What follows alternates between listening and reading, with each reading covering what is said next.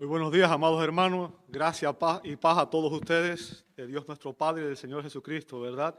Damos gloria a Dios que nos permite estar nuevamente congregados en su nombre y les voy a rogar, por favor, que abran sus Biblias en Mateo, Evangelio según Mateo.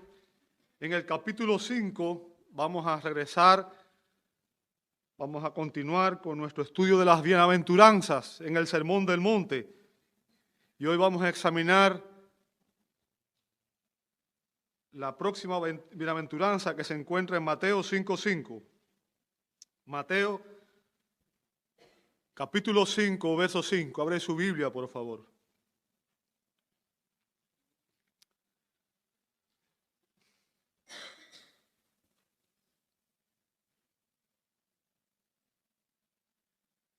Dice así la palabra de Dios.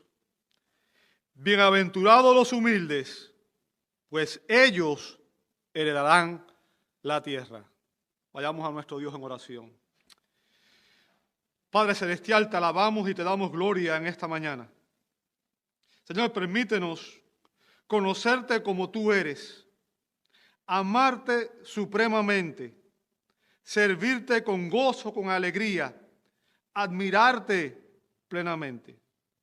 Señor, por medio de tu gracia, haz que nuestras voluntades respondan a ti. Señor, que tu Espíritu Santo nos ilumine para entender tu palabra y que a través de ella, Señor, tú nos santifiques y nos conformes a la imagen de tu Hijo amado, nuestro Señor Jesucristo. Te damos gracias, Señor, por esta oportunidad de reunirnos nuevamente en tu nombre para adorar y exhortarnos los unos a los otros, Señor. Por el privilegio que tenemos de abrir tu palabra juntos para ser instruidos por ella. Pedimos tu bendición en este tiempo, Señor. Padre, no hay nada en mí, no soy capaz, Señor, soy insuficiente para lograr algo de valor eterno. Y ruego en esta hora el auxilio de tu Espíritu Santo. Y Señor, también estamos necesitados al escuchar tu palabra y al recibirla. Obra en nuestros corazones. Y por eso te pedimos, Señor, que seas tú el que esté obrando en cada uno de nosotros, mientras somos expuestos a la verdad. Señor, si alguien nos escucha y aún no te conoce, pedimos que hoy sea el día de su salvación. Y te daremos solamente a ti toda la gloria, toda la honra, todo el honor por estas cosas. Oramos en el precioso nombre de Jesús. Amén y amén. Muchas gracias, hermanos. Pueden ocupar sus asientos. Dios les bendiga.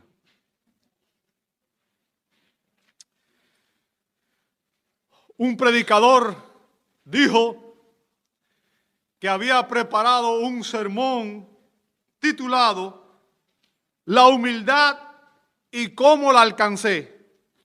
La humildad y cómo la alcancé. Que no lo había predicado aún porque estaba esperando tener una audiencia lo suficientemente grande como para que valiera la pena. Es evidente que este predicador no entiende lo que este texto enseña, ¿verdad? Y no entiende lo que es la humildad. ¿Sabe? Existen muchas ideas equivocadas referente a lo que este pasaje enseña, a lo que es la humildad o la mansedumbre. Y es por eso que vamos a ver hoy en este día, en este verso, vamos a ver 3 enseñanzas referente a la mansedumbre. 3 enseñanzas referente a la mansedumbre o la humildad, ¿verdad? ¿Qué enseñanzas son estas? Bueno, vamos a ver en primer lugar lo que significa ser manso. En segundo lugar, lo que caracteriza a la persona que es mansa. Y en tercer lugar, lo que se le promete a los mansos. Vamos a empezar por lo que significa ser manso. Fíjense que el Señor Jesús está predicando este sermón y Él dice, bienaventurados los mansos. ¿Ok? Bienaventurados los mansos. ¿Sabe? El término traducido aquí, humilde o manso, viene de un término griego que significa exactamente eso, manso o gentil. Manso o gentil, una persona gentil, ¿ok? Y aparece solamente en otras 3 ocasiones en el Nuevo Testamento. Aparece en Mateo 11:29, aparece en Mateo 21:5 y en Primera de Pedro 3:4. La idea que transmite este término es de humildad y de confianza en Dios más que de egocentrismo. O sea, una persona humilde o mansa no es una persona ególatra, sino que es precisamente eso, es mansa, es humilde. ¿Ok? Ahora, quiero que entienda algo. Esta bienaventuranza se basa en un texto que viene del Antiguo Testamento.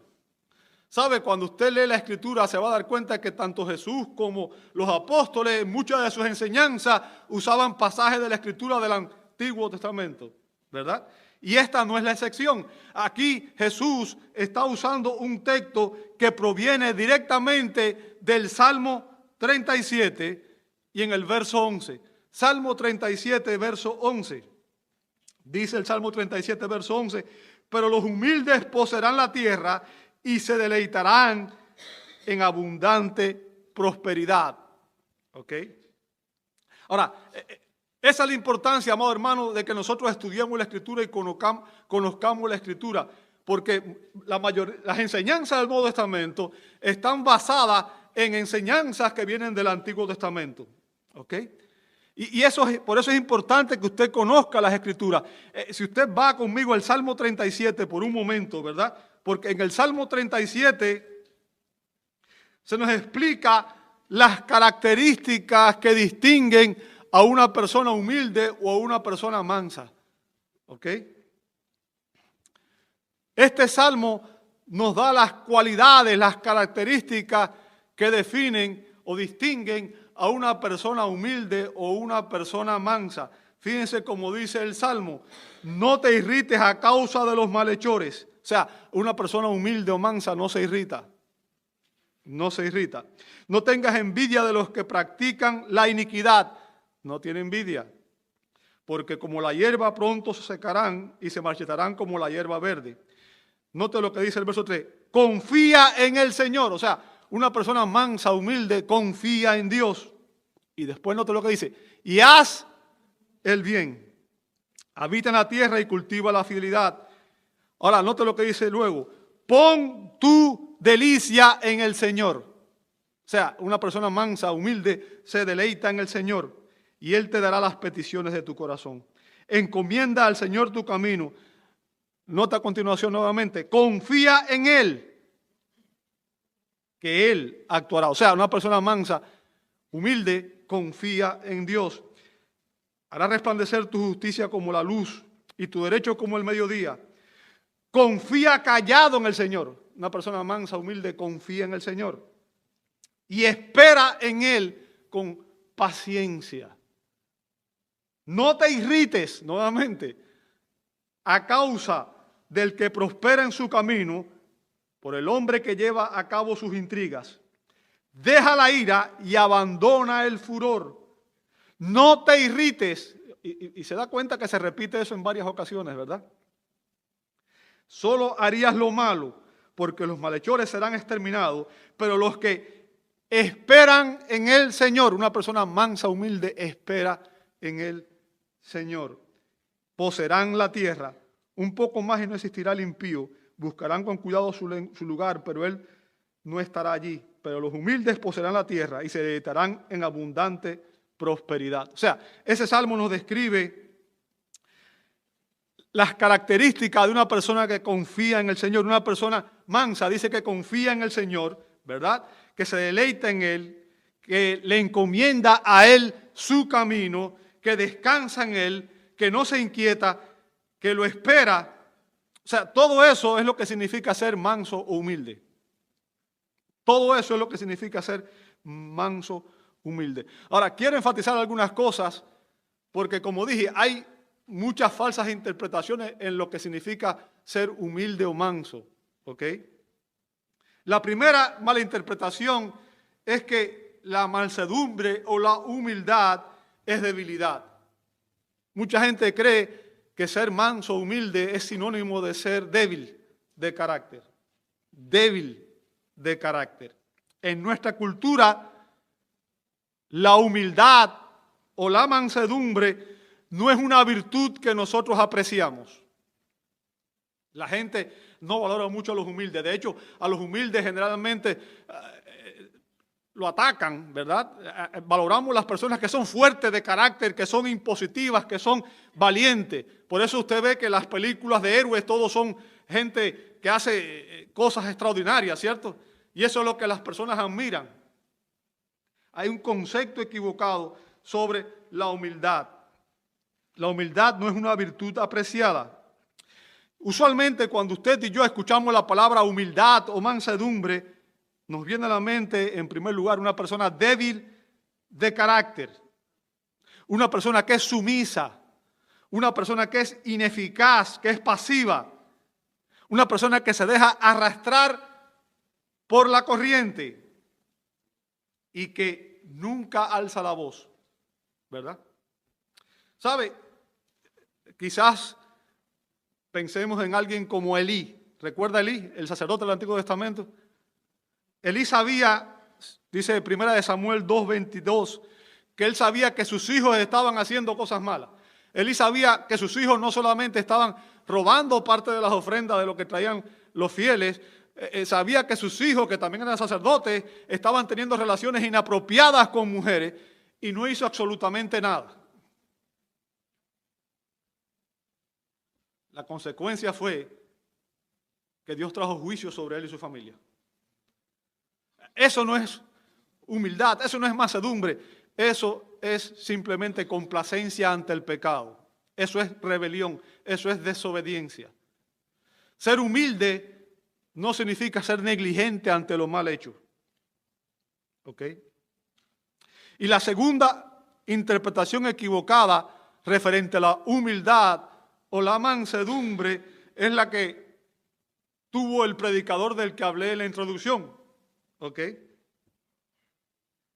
¿Por qué? Porque lo que quiero que usted comprenda, amado hermano, es que la mansedumbre o la humildad no es una cualidad natural en nosotros. ¿Escuchó eso? No es una cualidad natural, no es una especie de bondad humana. La mansedumbre, y escuche bien lo que voy a explicar, la mansedumbre o la humildad es un don de Dios. Es el fruto del Espíritu.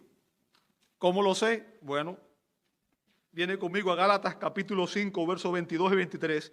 Gálatas 5, 22 y 23 dice, fíjense lo que dice, pero el fruto del Espíritu. Fíjense que no dice los frutos del Espíritu, ¿verdad? No dice los, dice el fruto del Espíritu. ¿Por qué singular? ¿Por qué no plural? Bueno, porque lo que está explicando Pablo aquí es que cuando el Espíritu Santo está en nosotros, la manifestación del Espíritu en nosotros es todas estas cosas. Es la manera en que Él obra en nosotros. Esto es lo que Él produce en nosotros. ¿Me entendió? Por tanto, a Él es la gloria, no a nosotros. Bien. Pero el fruto del Espíritu es amor, gozo, paz, paciencia, benignidad, bondad, fidelidad. Y ahora noten el verso 23, el primero que dice ¿cuál es? Mansedumbre o humildad. ¿Lo ve ahí? Entonces, la humildad es algo que Dios produce en nosotros. ¿Sabe? Mucha gente cree que puede vivir la humildad por sí mismo. O mucha gente tiene ideas equivocadas en cuanto a la vida cristiana. Y es por eso que muchas veces se frustran porque no logran ver sus objetivos, no logran ver sus metas. ¿Sabe por qué? Porque el Espíritu Santo nunca respalda una idea errada. Nunca respalda un estilo de vida equivocado. Si usted tiene conceptos equivocados en cuanto a lo que significa ser cristiano y usted quiere vivirlos, el Espíritu Santo nunca va a respaldar un estilo de vida que no corresponde con lo que Él quiere para usted y para mí. No vamos a tener el poder del Espíritu para vivir de la manera que Él le agrada. Eso es importante que lo entendamos. Por tanto, y el punto que quiero que usted entienda es que la mansedumbre solo es posible para un corazón de una persona que ha sido regenerada, que ha nacido de nuevo. Una persona que se somete al Espíritu Santo y en el cual se manifiesta su fruto. ¿Entendió eso? No es algo que yo pueda producir. Cuando yo digo yo soy humilde, dejé de ser humilde. En ese mismo instante, cuando yo digo yo soy humilde, ahí mismo dejé de ser humilde. Como explica el doctor David Martin Lloyd Jones, entre estas bienaventuranzas hay una conexión lógica, obvia, entre todas estas bienaventuranzas. Cada una sugiere la siguiente y ella lleva a la otra. O sea, lo que está diciéndonos Lloyd Jones es que estas bienaventuranzas no fueron pronunciadas al azar. El Señor Jesucristo aquí nos está describiendo las características que distinguen a un creyente genuino. Cómo una persona es transformada por Él mismo, cómo una persona es transformada por Dios de lo que era antes de estar en Cristo a lo que es ahora que está en Cristo. ¿Por qué razón? Bueno, déjame decirte, la persona mansa es aquella que en primer lugar reconoce su absoluta bancarrota espiritual. Recuerda el primer texto de este, ¿verdad? El verso 3. Bienaventurados los ricos en espíritu, los pobres en espíritu. ¿Por qué? ¿Sabe? Cuando yo leí eso la primera vez que lo leí, yo dije, esto no lo entiendo. Porque usualmente, ¿a quién consideramos feliz? ¿A la persona pobre o a la persona rica? A los ricos, ¿cierto? Uno siempre piensa que la riqueza es sinónimo de felicidad. Pero Jesús dice, bienaventurados los pobres en espíritu. ¿A qué se refiere? Se refiere a bienaventurado aquel que reconoce que no hay nada que pueda hacer para agradar a Dios. ¿Sabe? Lo mejor que usted y yo podamos ofrecer a Dios no vale de nada. Dice el profeta que nuestras mejores justicias son como trapos de inmundicia para Dios. ¿Sabe por qué? Porque Dios es perfecto y nosotros no. Somos pecadores. Y a menos que vengamos a Dios con un corazón quebrantado, reconociendo que no podemos hacer nada para salvarnos y que solamente la salvación proviene de Él, no hemos entendido el Evangelio. Una persona mansa es una persona que reconoce su bancarrota espiritual. Reconoce que es pobre en espíritu. Y es una persona mansa, es una persona que llora por su propio pecado, ¿verdad? Como vimos en el verso 4, bienaventurados los que lloran, pues ellos serán consolados. ¿A qué se refiere cuando dice los que lloran? Se refiere a aquella persona que reconoce que por su pecado está separado de Dios. Reconoce que es pecador o pecadora y que no hay nada que pueda hacer, que pueda constituir una manera en la cual pueda ganar el favor de Dios. Y por tanto esta persona demuestra una sumisión silenciosa y voluntaria a Dios. Lo que está en directo contraste con la terquedad, la rebeldía y el egocentrismo del hombre natural. Nosotros no queremos someternos a nadie. De hecho, si usted ve la primera tentación de Adán y Eva, lo que el diablo estaba insinuando es que ellos iban a ser como Dios. Y nosotros queremos ser nuestros propios dioses. No queremos someternos a nadie, ni siquiera a Dios. Pensamos que podemos ser independientes, ¿verdad? No quiero que nadie, ni siquiera Dios, me diga cómo yo debo vivir. El predicador puritano John Flavel dijo, los que conocen a Dios serán humildes. Los que conocen a Dios serán humildes. Y los que se conocen a sí mismos no podrán ser arrogantes. ¿Sabe? Cada vez que una persona en la Escritura dio la santidad de Dios, caía rendida y aterrada, temerosa de perder su vida. Y cada vez que una persona veía la santidad de Dios, tendría que decir como dijo Pedro cuando estaba con el Señor, dijo, apártate de mí, Señor, que soy pecador. Porque nosotros nos consideramos mucho a nosotros mismos. La sociedad en que vivimos nos ha hecho crear una alta autoestima. La psicología, ¿verdad? Sabe que la psicología ha sido la perdición de esta sociedad. Nos creemos más de lo que somos. Más de lo que somos. En realidad, delante de Dios, somos pecadores perdidos sin Cristo. ¿Ok? Somos simples pecadores perdidos. Y si usted se compara con otra gente, seguramente todos tendremos cualidades que serán mejores que otra gente, ¿verdad? Yo puedo compararme con alguna persona y decir, en esta área yo soy mejor que esta persona. Pero entienda algo, si usted se compara con Dios, y la Escritura dice, sean perfectos porque yo soy perfecto. Y esta es la pregunta, si te comparas con Dios, ¿eres tú perfecto? ¿Soy yo perfecto? Evidentemente no lo soy. Entonces, si yo me comparo con Dios, si me comparo con Jesús, me doy cuenta de que no hay nada en mí que yo pueda decir, ¿sabes qué? Tengo méritos por esto para que Dios me acepte, me perdone, me reciba en su reino. Ninguno de nosotros podría entrar al reino de Dios. Ninguno de nosotros, hermano, podría entrar al reino de Dios. Porque la salvación es de principio a fin una obra de la gracia de Dios. Como dice Pablo en Efesios 2. Porque por gracia sois salvos por medio de la fe. Y esto no de vosotros, es un don de Dios. No por obras para que ninguno de ustedes se gloríe. ¿Ok?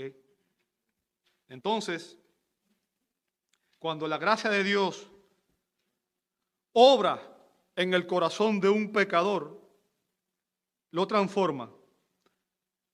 Entonces, nosotros somos conscientes de nuestra bancarrota espiritual y seremos conscientes también de la abundancia de su gracia y su misericordia para nosotros.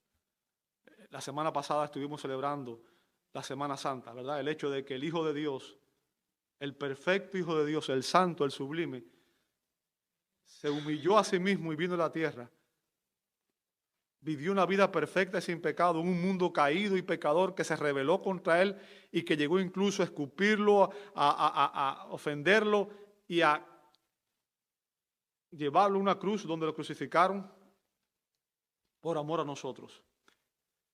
Pablo dice, Filipenses capítulo 2, en la Escritura, dice, haya en vosotros este sentir que hubo en Cristo Jesús, el cual siendo en forma de Dios no estimó el ser igual a Dios como cosa a que aferrarse, sino que se despojó a sí mismo, siendo obediente hasta la muerte y muerte de cruz. O sea, Jesús fue un ejemplo de humildad, de humillación. Y Pablo dice, haya en vosotros este mismo sentir que hubo en Cristo Jesús. Filipenses 2, 5 al 11. Entonces, amado hermano, quiero que entienda que cuando una persona es consciente del poder y la gracia de Dios, Dios nos transforma. Dios transforma ese corazón de piedra que usted y yo teníamos, ese corazón arrogante, ese corazón que pensaba que podía vivir independiente de Dios. Dios lo transforma. Dios cambia el corazón de piedra por un corazón de carne que se vuelve tan maleable, tan flexible, tan dócil, que no queda en él ningún rastro de rebeldía. La rebeldía original que había en todos nosotros, porque todos nosotros éramos rebeldes a Dios. Todos nosotros actuábamos en rebeldía hacia Dios. Teníamos una naturaleza salvaje en nosotros, indómita. Queríamos ser independientes, ¿verdad? Queríamos actuar por nuestra propia voluntad. Éramos nuestros propios dioses, o queríamos ser nuestros propios dioses. ¿Sabe? El término que usa el Señor Jesús aquí cuando habla de humildad o mansedumbre, era un término que lo usaban los granjeros para describir un potro domesticado. Un potro domesticado. O sea, este potro, después de haber sido domesticado, era dócil y manso. Tenía fuerza, tenía poder, pero era poder bajo control. Y ese es el punto aquí. O sea, mansedumbre no es debilidad, sino que mansedumbre es poder bajo control.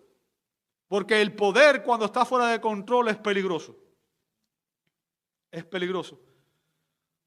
El agua es indispensable para la vida, ¿verdad? Los ríos son de bendición porque a través de ellos hay agua que alimenta la vida, que nutre las plantas y que nos sirve para cocinar, para bañar, para todo.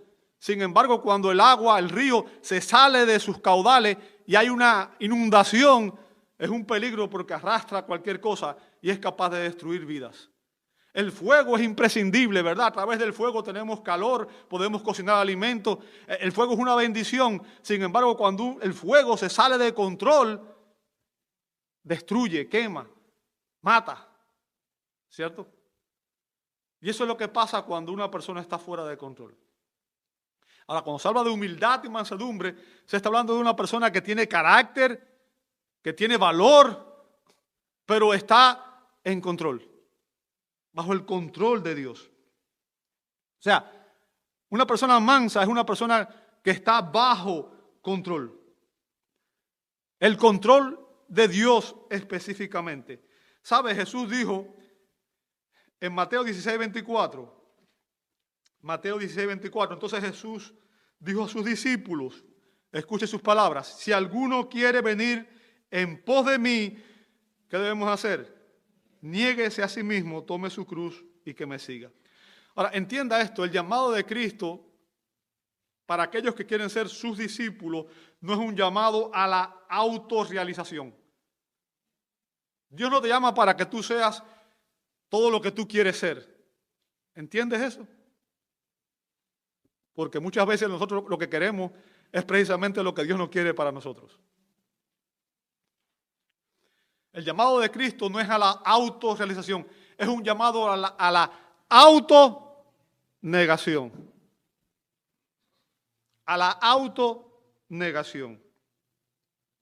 Una persona mansa es una persona que ha muerto a sí misma. Ha muerto a sí misma.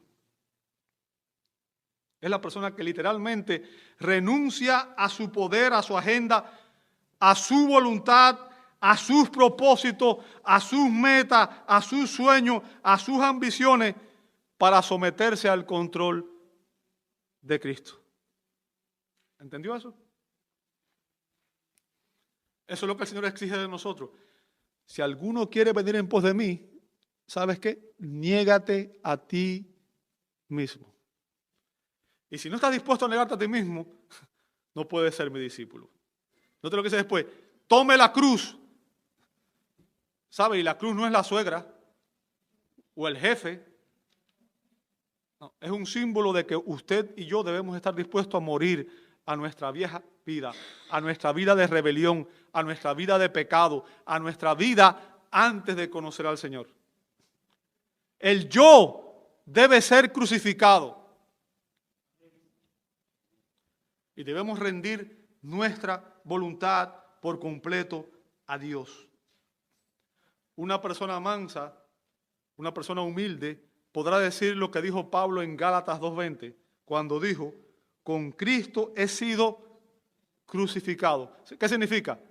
Ya yo he muerto. Yo he muerto. ¿Ok? Con Cristo he sido crucificado. Y ya no soy yo el que vive, sino que Cristo vive en mí. Y la vida que ahora vivo en la carne, la vivo por la fe en el Hijo de Dios, el cual me amó y se entregó a sí mismo por mí. O sea, eso es lo que significa ser una persona mansa. El día que el Señor me salvó, ese día yo dejé de ser lo que era. Ahora soy de Cristo. Le pertenezco a Él. Él es mi Señor. Él es mi amo, Él es mi dueño, yo soy su siervo, yo soy su esclavo. Vivo para servirle a Él.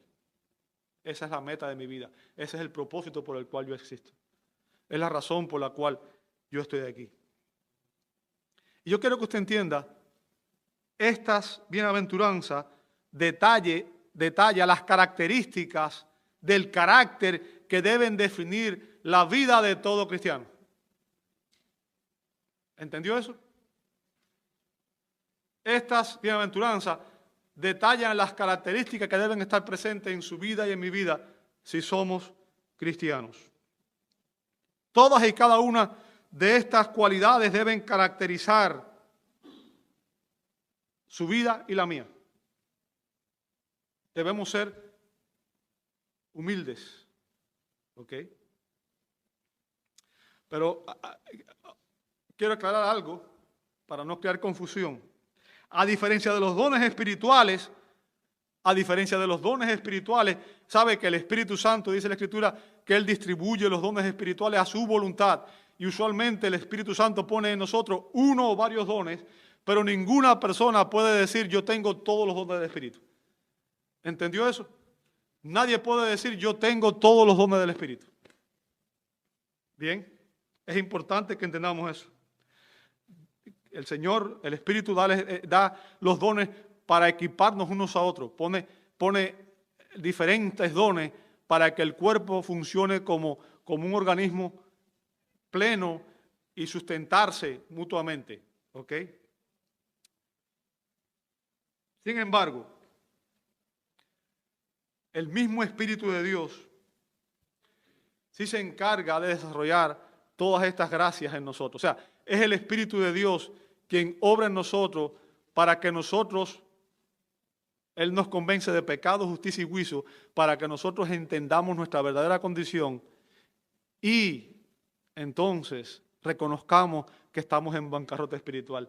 Él obra en nosotros para que resulte en un arrepentimiento genuino que nos lleva a llorar por nuestro pecado. Él obra en nosotros para que podamos vivir una vida de humildad y mansedumbre en Él.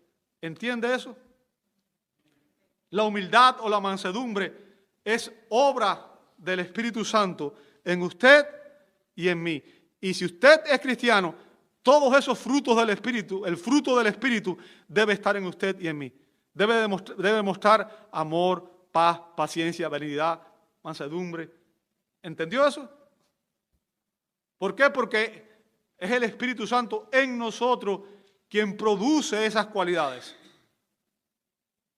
No es usted, no soy yo, el que obra de tal manera que ahora soy manso por mi poder, en mi capacidad, en mi fuerza, sino que es el Espíritu Santo en usted y en mí el que produce esos efectos. ¿Ok? Ahora, como aplicación de este punto, la pregunta que debemos hacernos es, ¿se manifiesta en mi vida estas cualidades? ¿Se manifiesta en mi vida estas cualidades? ¿He reconocido yo que soy pobre en espíritu? ¿Que estoy en bancarrota espiritual? ¿He reconocido yo mi condición verdadera delante de Dios? ¿Lloro por mi pecado? ¿Soy manso? Una persona mansa es aquella que ha entregado el control de su vida por completo a Dios. Ha rendido ese control a Dios. Y hemos examinado lo que significa ser manso. Vamos a ver lo que caracteriza a las personas mansas. Lo que caracteriza a las personas mansas. ¿Sabe? Como vimos en el Salmo 37, la mansedumbre es una actitud de confianza humilde y sumisa que espera en Dios. Es lo que caracteriza a una persona mansa, ¿verdad? Es una actitud amorosa, paciente y gentil hacia los demás.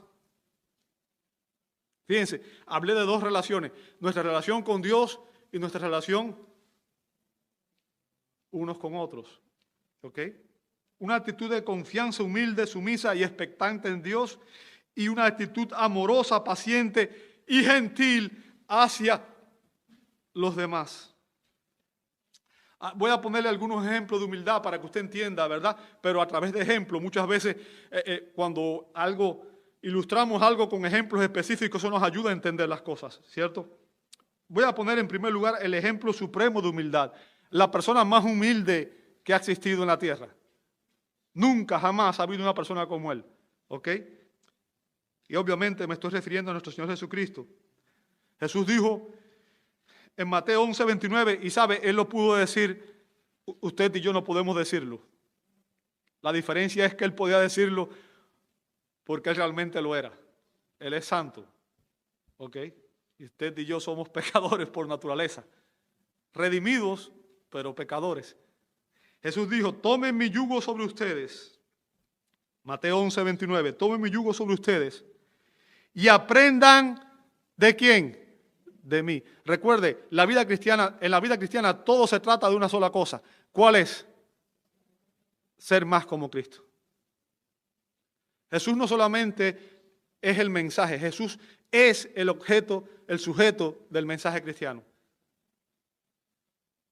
Nuestra meta en la vida debe ser menos como yo y más como Él. No se trata de aprender solamente una serie de normas, ritos y quedarme ahí, no. Se trata de conocer a Cristo. Eso es la vida cristiana. Se trata de conocer a Cristo, entender quién es Cristo. Aprendan de mí. Nota lo que dice a continuación, que yo soy manso y humilde. O sea, fíjense, esas eran las características que distinguían a Jesús, manso y humilde de corazón. Y nota lo que dice después, y hallarán descanso para sus almas. Ahora, vuelvo a hacer énfasis en esto, ¿verdad? Cuando usted ve la vida de Jesús en los evangelios, se va a dar cuenta que Jesús no era un hombre débil de carácter. Jesús no era un cobarde, pero sí era manso. Sí era manso. Jesús tenía su poder bajo control. Durante toda su humillación, Jesús estuvo totalmente sujeto a la voluntad del Padre. Fíjense, Él se dio la prerrogativa de usar sus atributos divinos de manera independiente y, por lo tanto, nos dio un ejemplo perfecto de sumisión. Jesús se caracterizó por ser manso y humilde de corazón. ¿Okay? Ahora, vuelvo y repito, Él no era un débil, no era un cobarde. Jesús purificó 2 veces el templo. Entró con un látigo y expulsó a los cambistas, expulsó a todos aquellos que estaban haciendo negocios en el templo. En 2 ocasiones, al principio de su ministerio y al final de su ministerio. ¿Okay? Jesús confrontó en múltiples ocasiones a los líderes religiosos judíos por su hipocresía. Jesús pronunció juicio sobre ellos y aún sobre la nación rebelde por el rechazo que hicieron de Él. Jesús enfrentó toda clase de hostilidades, enfrentó burlas, persecución e incluso llegó a sufrir la crucifixión. Jesús sabía que iba a ser crucificado. Y aún así tuvo el valor de ir a morir. Y Él lo dijo, voy a Jerusalén y cuando llegue allá voy a ser rechazado y me van a asesinar y voy a resucitar. Así que podemos decir que Jesús es el ejemplo supremo de mansedumbre. De mansedumbre. Jesús es el ejemplo supremo de mansedumbre. O sea, Jesús rindió su vida a Dios por completo. Jesús estuvo dispuesto a hacer la voluntad de Dios en cualquier circunstancia, aun cuando el mundo entero estaba en su contra. ¿Sabe? Martín Lutero dijo una frase importante, Dios y yo somos mayoría. O sea, si yo estoy obedeciendo la voluntad de Dios, el mundo puede venir contra mí. Si yo sé que estoy obedeciendo la voluntad de Dios, yo debo estar dispuesto a pagar el precio por eso. ¿Ok? Ahora, obviamente Jesús sabemos que era Dios y hombre. Y quizás alguna persona pueda cometer el error de pensar que Jesús hizo eso en el poder de Dios. No, Jesús hizo eso como hombre. Pero les voy a poner otros ejemplos de personas que fueron mansas para que usted vea lo que caracteriza a una persona mansa. Les voy a poner el ejemplo de Abraham, el padre de la fe. Y sabe que la mansedumbre fue una característica distintiva en la vida de Abraham, ¿verdad? Si usted lee en Génesis 13, dice que hubo una contienda entre los pastores del ganado de Abraham y los pastores del ganado de Lot. Ahora, yo quiero que usted entienda algo. El patriarca era Abraham. Las promesas habían sido a Abraham. Y según las costumbres y todo lo demás, el hombre joven debía siempre someterse al patriarca. ¿Verdad? Por tanto, podemos decir que Abraham tenía derecho a la tierra. Él podía escoger, él tenía el derecho a escoger lo que él quisiera. Pero ¿cuál fue su conducta con el sobrino? ¿Qué hizo él? Él dijo, no, yo voy a hacer aquí lo que yo quiera porque yo soy el patriarca y tú tienes que someterte a mí y tú tienes que hacer lo que yo diga. No. Esa no fue esa actitud. ¿Sabe lo que hizo Abraham? Le dijo a Job, ¿sabes qué? Escoge para dónde quieres ir tú. Vamos a separarnos. Tú escoges a dónde quieres ir. Tú escoges la tierra que tú quieres. Y yo voy a ir en otra dirección. ¿Ok? Abraham permitió que el sobrino Lot escogiera sin murmurar, sin quejarse. Eso es mansedumbre. ¿Sabe? Cuando alguien nos hace algo que no nos gusta, ¿qué hacemos nosotros? No muy fácil, nos quedamos callados, ¿cierto? No muy fácil. No importa quién sea. Nos enojamos. ¿Ok? Murmuramos. Hablamos. ¿Sabe? Si usted lee el Antiguo Testamento, se va a dar cuenta que uno de los pecados que constantemente estaba Dios castigando en el pueblo de Israel era la murmuración. Qué fácil es murmurar. Qué fácil es hablar mal de una persona cuando no está presente. Pero eso no es mansedumbre. Eso no es mansedumbre. Siendo el patriarca, Abraham tenía la promesa divina. Él tenía toda la autoridad. Pero Abraham no decidió usar eso en su propio beneficio, sino permitir que Dios cumpliera sus propósitos providenciales. O sea, Abraham dependía en Dios, esperaba en Dios. Abraham sabía que Dios está en control de todo. Y sabe, al final, Lot se equivocó porque fue en la dirección equivocada, ¿sabe? Porque tomó la decisión carnal. Lot miró y vio una tierra que le pareció hermosa, pero no calculó que en aquella tierra se fue para cerca donde estaban Sodoma y Gomorra. Se fue para Sodoma y Gomorra. ¿Sabe? Muy bonito, mucha bendición en cuanto a prosperidad económica, pero bancarrota espiritual. Y usted conoce la historia después de eso. Y eso demuestra la diferencia entre una persona que es obviamente humilde y una persona que no lo es, que no tiene discernimiento espiritual, que mira, vive por vista y no por fe. ¿Ok? Abraham se caracterizó por ser un hombre manso. Abraham fue un hombre manso. También tenemos el ejemplo de Moisés. ¿Sabe que la Biblia describe en Números 12:3, la Biblia describe a Moisés como el hombre más manso de la tierra? El hombre más manso de la tierra. Ahora, cuando usted lee la vida de Moisés, se va a dar cuenta que la vida de Moisés se puede dividir en 3 etapas de su vida, ¿verdad? Los primeros 40 años él vivió en Egipto. Y sabe, en ese tiempo no era muy manso. Sabe que él llegó incluso a matar a un hombre, ¿verdad? Después Dios lo mandó 40 años al desierto. 40 años al desierto, a pastar ovejas en el desierto. ¿Sabe? Imagínese estar en un desierto rodeado nada más que de un hato de ovejas, sin poder hablar con nadie, por 40 años. Cuando la gente se pasó 2 años con el COVID, que estaba encerrado, hubo gente que se estaba volviendo loco por 2 años. Imagínense estar 40 años rodeado de ovejas nada más, que no responden, ¿verdad? 40 años. ¿Sabe qué fue? Fue la escuela del sufrimiento, fue la escuela de la mansedumbre. Cuando Dios llamó a Moisés a los 80 años, así que no me diga que es viejo para servir en la iglesia, ¿verdad? Dios llamó a Moisés a los 80 años y lo envió a sacar al pueblo de la esclavitud en Egipto. A los 80 años. Si usted analiza la vida de Moisés, se va a dar cuenta que él tenía la tendencia a rebajarse y a humillarse a sí mismo. No buscaba preeminencia, no buscaba reconocimiento.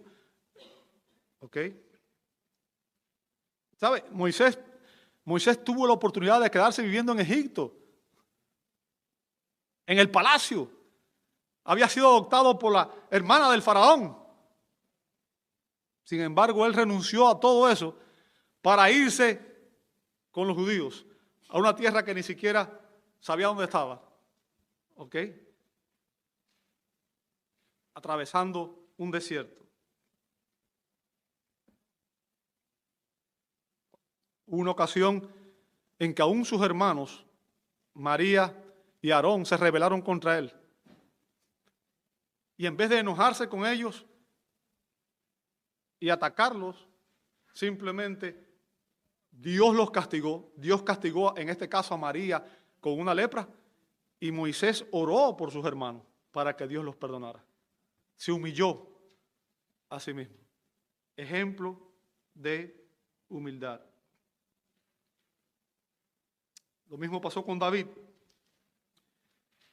Y ya con este ejemplo voy a terminar. ¿Sabe que David fue escogido por Dios para ser rey? David se le envió a avisar de que él era el próximo rey, pero todavía Saúl estaba en el trono, el rey Saúl, ¿ok? Y Saúl se rebeló contra Dios, Dios lo desechó como rey, y David obviamente había sido ungido. Saúl estaba celoso, porque sabía que David iba a heredar el reino. ¿Y qué hizo? Si usted lee 1 Samuel capítulo 24, Saúl trató de matar a David, lo perseguía para matarlo. Y en una ocasión, Saúl se quedó dormido en una cueva en la cual estaban David y sus hombres. En ese momento, David pudo simplemente sacar su espada y matar al rey, matar a Saúl. Desquitarse, porque Saúl lo había estado persiguiendo en varias ocasiones. Ya había intentado matarlo en varias ocasiones. Pero en vez de hacer eso, picó una punta de su túnica, se fue y después le dijo, ¿por qué me persigues? Yo tuve oportunidad de tomar venganza, pero no lo hice. Eso es sinónimo de humildad, o sea, de mansedumbre. Un hombre que es manso y humilde no busca venganza. No busca venganza. Deja que la venganza sea del Señor. ¿Ok? Sea del Señor. La mansedumbre es una característica que define a toda persona que estará en el reino de Dios. Y como dije, solo aquellas personas que reconocen su propia bancarrota espiritual y lloran de dolor por su pecado y se someten genuinamente a Dios, entrarán al reino de Dios. Eso es mansedumbre. Pablo dijo en Filipenses 3:3 que no podía confiar en la carne. No puedo confiar en la carne. ¿Qué significa? Una persona mansa no es una persona que está confiando en su propia carne. Yo nunca voy a ser humilde por mi propio esfuerzo. ¿Ok? Luego dijo en Filipenses 4:13, todo lo puedo en Cristo que me fortalece. O sea, la mansedumbre es una absoluta y total falta de confianza en mí mismo para lograr algo de valor eterno, y es una absoluta y total confianza en Dios. Y esa es la pregunta que tengo para ti en esta mañana de aplicación en este punto. ¿Dónde está tu confianza? ¿Dónde está mi confianza? ¿Confías en tu propia carne? ¿Confías en ti mismo para lograr las metas espirituales? ¿O pones tu confianza en Cristo, en Dios? ¿Pones tu confianza en el Señor para que Él haga la obra en tu corazón? Esa es la pregunta importantísima para ti y para mí. Hemos visto lo que caracteriza a los mansos y finalmente, ya con esto vamos a terminar, lo que se le promete a los mansos. Lo que se le promete a los mansos. Dice la segunda parte del verso 5, pues ellos heredarán la tierra. Ahora, fíjense, comienza diciendo, bienaventurados los mansos, porque ellos heredarán la tierra. Lo primero que se le promete a una persona mansa es que será bienaventurado, será feliz, serán divinamente felices. Recuerden, no es una felicidad como la que el mundo ofrece, ¿verdad? Es una felicidad que ofrece Dios mismo. Nos da esa alegría, ese gozo, esa paz de saber que Él está en control de nuestra vida. Bien. Así que lo primero que se le promete a estas personas es que serán felices o bienaventurados. Y lo segundo que se le promete a estas personas es que van a heredar la tierra. van a heredar la tierra. Ya con esto estoy terminando, amado hermano. Fíjense, Dios como rey, el reino de Dios es el gran tema que predomina en toda la Escritura. Después de que Dios creó al hombre a su imagen y semejanza, el Dios Trino le entregó el dominio al hombre de la tierra. Usted puede ver eso en Génesis 1, 26 al 28, ¿verdad? Dice que Dios le dio el dominio, ¿verdad? Para que el hombre fuera el que ejerciera autoridad sobre la tierra. Adán y Eva fueron los primeros dos ciudadanos del reino y ellos debían tener dominio sobre él. Pero la Escritura dice que Satanás lo engañó, lo sedujo para que quebrantaran el mandamiento de Dios y se rebelaran contra su Creador soberano. Y de ese modo Satanás usurpó su autoridad. Él es quien controla hoy la tierra por el engaño, ¿verdad? Sin embargo, la Biblia nos enseña que los súbditos del reino de Dios algún día recibirán esa heredad perdida porque a ellos les ha sido prometido. Desde la caída, el hombre perdió el dominio sobre la tierra. Bien, pero un día Dios reclamará por completo su dominio terrenal. Recuerde que el Salmo 24:1 dice que de Jehová es la tierra y su plenitud, el mundo y los que en él habitan. O sea, Dios un día reclamará por completo su dominio terrenal y aquellos que se hayan convertido en sus hijos por medio de la fe, ese día entrarán y gobernarán el reino eterno con él. O sea, estaremos en el reino eterno con Cristo, reinando con él. Quiero terminar leyendo un texto bíblico, ¿verdad? Segunda de Pedro, capítulo 3. Segunda de Pedro, capítulo 3, versos 1 al 13. Abra ahí su Biblia, por favor. Segunda de Pedro.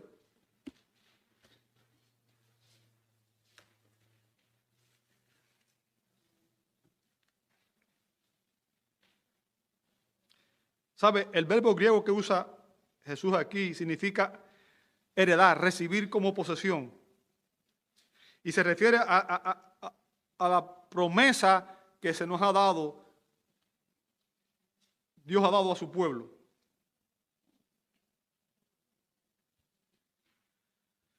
Segunda de Pedro, capítulo 3, dice: amados, esta es ya la segunda carta que les escribo, en las cuales como recordatorio despierto en ustedes su sincero entendimiento, para que recuerden las palabras dichas de antemano por los santos profetas y el mandamiento del Señor y Salvador declaró por los apóstoles de ustedes. Ante todo sepan esto, que en los últimos días vendrán burladores en sus sarcasmos, siguiendo sus propias pasiones y diciendo: ¿dónde está la promesa de su venida? Porque desde que los padres durmieron, todo continúa tal como estaba desde el principio de la creación. Pero cuando dicen esto, no se dan cuenta de que los cielos existían desde hace mucho tiempo y también la tierra, surgida del agua y establecida entre las aguas por la palabra de Dios. Por lo cual el mundo de entonces fue destruido, siendo inundado por el agua. Pero los cielos y la tierra actuales están reservados por su palabra para el fuego, guardados para el día del juicio y de la destrucción de los impíos. Pero amados, no ignoren esto, que para el Señor un día es como 1000 años, y 1000 años como un día. El Señor no se tarda en cumplir su promesa, según algunos entienden la tardanza, sino que es paciente para con ustedes, no queriendo que nadie se pierda, sino que todos vengan al arrepentimiento. Pero el día del Señor vendrá como ladrón, en el cual los cielos pasarán con gran estruendo y los elementos serán destruidos con fuego intenso, y la tierra y las obras que hay en ella serán quemadas.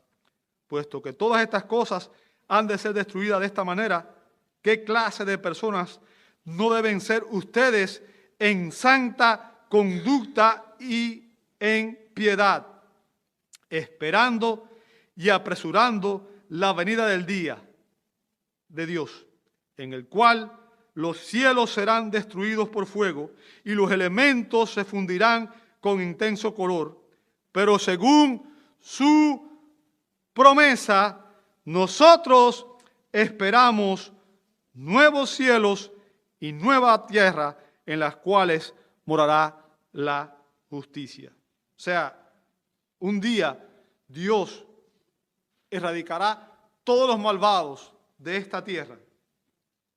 Nuestra responsabilidad, entre tanto, es confiar en el Señor, sometiéndonos a su voluntad. Debemos vivir por fe, confiando en esta promesa divina de que recibiremos la tierra por heredad. Les invito a orar. Padre Celestial, gracias por las enseñanzas de cada una de estas bienaventuranzas, Señor. Señor, solo tú puedes producir en nosotros esta obra que solamente puede ser explicada por tu salvación y por la regeneración que produce tu Santo Espíritu. Señor, que aprendamos de Cristo y que nos caracterice la misma mansedumbre que lo caracterizó a Él. Señor, elimina el orgullo y la voluntad propia de nuestra vida.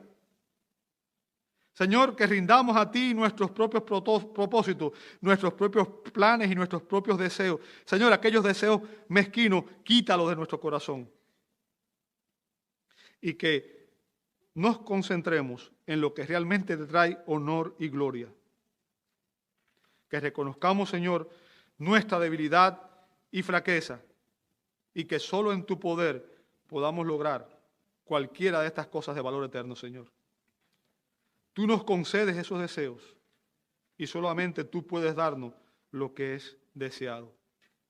Señor, nuestra alma anhela la comunión contigo para mortificación del pecado que habita en nosotros, especialmente del orgullo espiritual. Confórmanos, Señor, cada día más a la semejanza de tu Hijo y haz que se manifieste en nosotros estas cualidades de carácter que se muestran en esta bienaventuranza. Señor, ayúdanos a ser mansos, mansos como tu Hijo. Te lo pedimos en el precioso nombre de Jesús y te damos gloria. Amén y amén. Dios les bendiga, hermanos.